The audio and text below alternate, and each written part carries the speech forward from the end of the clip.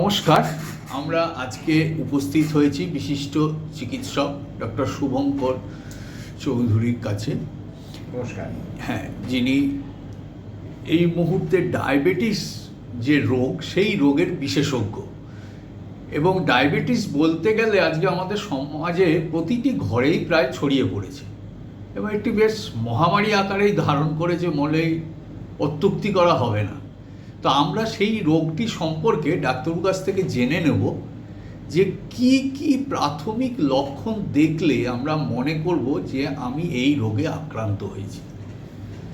প্রথমেই বলি যে ডায়াবেটিস মানে আমরা বুঝি যে রক্তে সুগারের মাত্রা, শর্করার মাত্রা খুব বেড়ে যাওয়া। এর সিমটম কমনলি যেগুলো হয় সেগুলো হচ্ছে প্রস্রাব খুব বেশি হয়, বহুমূত্র। এটা আমাদের সেই অনেক হাজার বছর আগে আমাদের মুনি ঋষিরাও সেটা কিন্তু বলে গেছেন, তখনই অসুখের নাম হয়েছিল কিন্তু বহুমূত্র আমাদের দেশে। এর সঙ্গে সঙ্গে পিপাসা বেশি হয়, সঙ্গে খিদে খুব বেশি, কিন্তু তা ওজনটা তা সত্ত্বেও কমে যাচ্ছে। এইগুলো হচ্ছে কয়েকটা ক্লাসিক্যাল সিমটম, তার সঙ্গে একটা দুর্বল ভাব। এইগুলো ছাড়াও আরও নানা রকম সিমটম হতে পারে। তার মধ্যে হচ্ছে চোখে দেখার অসুবিধে, একটা ঝাপসা ভাব, চোখে ঠিক মতো দেখছি না, কাটা ঘা এগুলো সহজে শুকোচ্ছে না ইত্যাদি। কিন্তু এর সঙ্গে একই সঙ্গে বলে রাখি যে বেশ অনেক ক্ষেত্রে ডায়াবেটিস আসতে পারে কোনো সিমটম ছাড়াই। প্রায় আমাদের কাছে রোগী আসেন যে ডাক্তারবাবু ল্যাবে রিপোর্টটা ভুল দিয়ে দিয়েছে, আমার 250 সুগার। হতেই পারে না, আমার কোনো সিমটমই নেই। তার আবার রিপিট করা হলো, রিপিট করেও কিন্তু দেখা গেল সেই 250 কেন এবার 265 হলো। তো বলার উদ্দেশ্যটা হচ্ছে যে ডায়াবেটিসে যেখানে আস্তে আস্তে অসুখটা আসছে সেখানে শরীর অনেকটা অভ্যস্ত হয়ে যেতে পারে, তাই কোনো সিমটম হয়তো ফিলই করবে না, কিন্তু সুগার হাই হতেও পারে।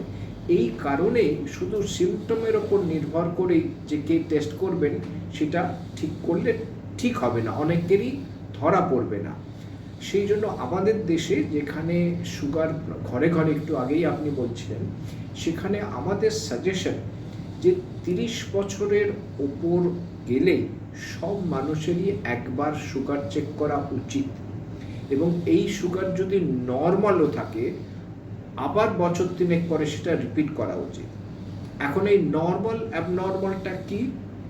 আমরা অ্যাবনর্মাল বা ডায়াবেটিস ধরি যদি খালি পেটে সুগারের মাত্রা 110 বা তার উপরে যায়, 110 মিলিগ্রাম প্রতি ডেসিলিটারে। আর খাওয়ার পরে সেটাও স্ট্যান্ডার্ড হচ্ছে 75 গ্রাম গ্লুকোজ খাওয়ার 2 ঘন্টা পরে, সেটা যদি 200-র ওপর যায় তবে তাকে আমরা ডায়াবেটিস বলি। কিন্তু এই দুটোর মাঝখানে, অর্থাৎ খালি পেটে আমরা বললাম 110-এর উপর, খালি পেটে 100 অবধি আমরা নর্মাল ধরি, 126 বা তার বেশি হলে ডায়াবেটিস বলি। তো এই 100 থেকে 126 এটা একটা মাঝামাঝি জায়গা। আর সিমিলারলি 75 গ্রাম গ্লুকোজ খাওয়ার 2 ঘন্টা পরে স্বাভাবিক হচ্ছে 140 অবধি, আর 200-র ওপর আমরা ডায়াবেটিস বলি। এখানেও আবার 140 থেকে 200 একটা গ্রে জোন। এই দুটোকে আমরা বলি প্রি ডায়াবেটিস। অর্থাৎ এখন যদি কারোর এরম লেভেলে কারোর সুগারটা আসে তাহলে আমি বলবো 3 বছরে কেন 6 মাস থেকে 1 বছরে আবার রিপিট করে দেখা হোক।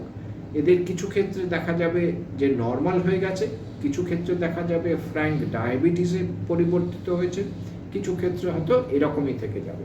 তো যাই হোক, মোটের ওপর এইগুলো হচ্ছে কমন সিমটম, কিন্তু সিমটম ছাড়াও ডায়াবেটিস থাকতে পারে, এটা বুঝতে হবে। আচ্ছা, এইবারে ডাক্তারবাবু আমার যেটা জিজ্ঞাসা সেটা হচ্ছে যে ডায়াবেটিসটা হয় কেন? এইটা খুব কঠিন উত্তর, মানে সহজে বলা যাবে না। তবে এর মোটামুটিভাবে আমরা বলতে পারি যে অর্ধেকটা হচ্ছে জিন বাহিত জেনেটিক কারণ, অর্ধেকটা হচ্ছে এনভায়রনমেন্টাল কারণ।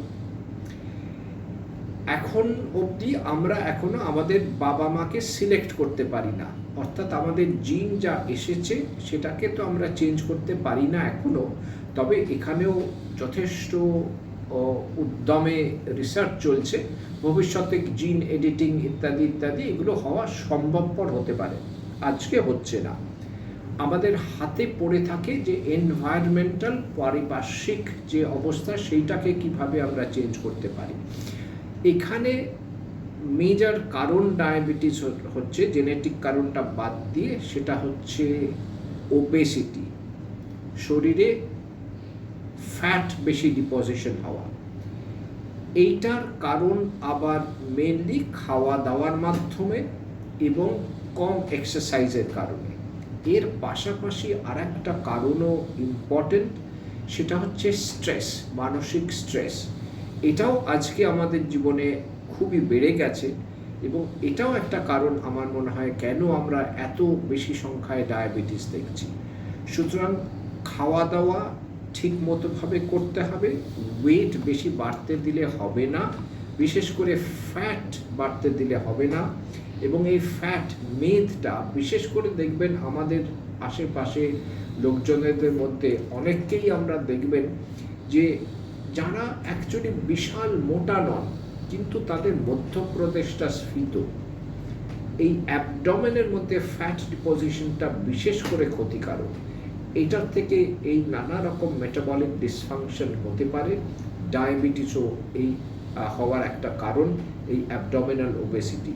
এইটা কমাতে হবে, কমানোর জন্য খাওয়ার দাওয়ার দিকে যেমন নজর দিতে হবে, সেরকমভাবে রেগুলার ফিজিক্যাল এক্সারসাইজ করতে হবে। আর যতটা সম্ভব মেন্টাল স্ট্রেস কম নিতে হবে। সারা দিনে আমাদের বিভিন্ন কারণে, ছোটাছুটি কাজের মধ্যে থাকার কারণে আমাদের স্ট্রেস আসবেই। কিছুটা সময় অন্তত নিজেকে, নিজের টক্সিন শরীর থেকে বার করতে হবে। তার জন্য রিল্যাক্সেশন, সে যেরকমভাবেই রিল্যাক্স করতে পারেন। কেউ কবিতা শুনে রিল্যাক্স করতে পারেন, কেউ নিজে গান করে রিল্যাক্স করতে পারেন, গল্পের বই পড়তে পারেন, যেটা হয় আপনার সুবিধে। টিভি দেখেও কেউ রিল্যাক্সড হতে পারেন। তো সেইভাবে নিজেকে রিল্যাক্স কিছুটা সময় অন্তত দিনের মধ্যে আধ ঘন্টা 1 ঘন্টা দিনে নিজের জন্য এইভাবে রাখলে আপনার নিশ্চয়ই উন্নতি হবে। আচ্ছা, শেষ পর্বে আসছি ডাক্তারবাবু, সেটা হচ্ছে 1 জুলাই আমরা ডক্টরস ডে পালন করে থাকি। এই ডক্টরস ডে উপলক্ষে আপনার মেসেজটা কি?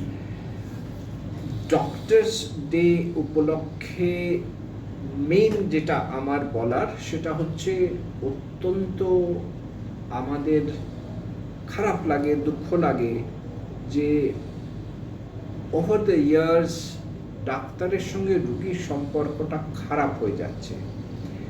তার অনেক কারণ আছে। ডাক্তাররা যে একেবারে মঙ্গল গ্রহ থেকে এসছেন তাদের মধ্যে কারোর কোনো দোষ নেই, সেরকম কথা বলবো না। কিন্তু আজকের এই সম্পর্ক খারাপ হওয়ার একটা মেজর কারণ হচ্ছে কমার্শিয়ালাইজেশন অফ হেলথ। এইখানে বড় বড় প্রতিষ্ঠান, বড় বড় ব্যবসায়ী, তাদের ইন্টারেস্টগুলো এসে যাচ্ছে।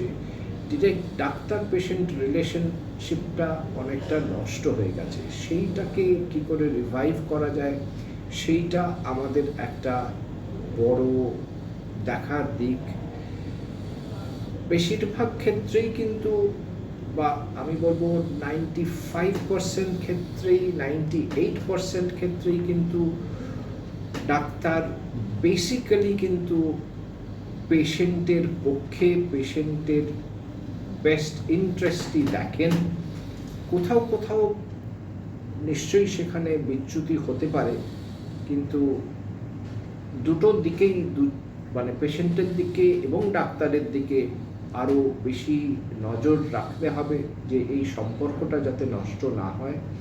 কারণ এই সম্পর্ক নষ্ট হলে যে শুধু ডাক্তারেরই ক্ষতি হচ্ছে, ডাক্তারের যে বদনাম হচ্ছে তা নয়, রুগীরও কিন্তু ক্ষতি হচ্ছে যদি ডাক্তারের অ্যাক্সেস, কিন্তু ডাক্তার কি হচ্ছে এই অবস্থায় গিয়ে আরও অনেক বেশি ডিফেন্সিভ হয়ে যাচ্ছে। অর্থাৎ রুগী আমার কাছে এলে আমি তাকে 10টা ইনভেস্টিগেশন এখন লিখতে বাধ্য হচ্ছি, যেখানে হয়তো আমি 2-3টে ইনভেস্টিগেশন লিখতাম আগে, যদি আমাদের এই বিশ্বাসটা নিজেদের মধ্যে থাকতো যে না, this is the best that I can think at this point of time. কিন্তু আজকের দিনে যেটা হচ্ছে যে সেই দুটো ইনভেস্টিগেশনে একটা কোনো অসুখ যদি না ধরা পড়ে, রোগী আরেকজনের কাছে গেলেন বা আরেকটা ডাক্তারের কাছে গিয়ে যদি আরেকটা তার ডায়াগনোসিস হয়, তখন সে আগের ডাক্তারকে সে চ্যালেঞ্জ করবেন যে আপনি তো আপনার এই টেস্টটা করেননি, তাহলে আপনি ভুল করেছেন।